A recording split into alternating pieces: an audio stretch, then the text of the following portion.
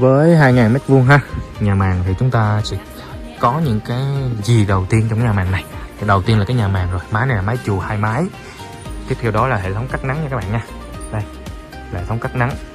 Rồi sẽ đến tới là cái hệ thống trạm bơm. Đây hệ thống trạm bơm.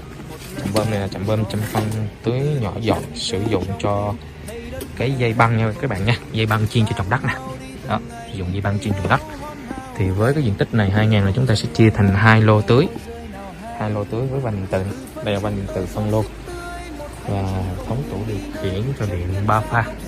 Đây, tủ điều khiển cho điện 3 pha. Và đặc biệt là nước sử dụng của chúng ta nước bồn nha.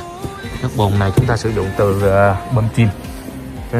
Bơm chim nó bơm lên bên kia rồi qua hệ thống phao điện. Qua hệ thống phao điện để tự cấp nước khi đầy, để giúp cho cái nước luôn có để trạm bơm hoạt động trong mỗi ngày.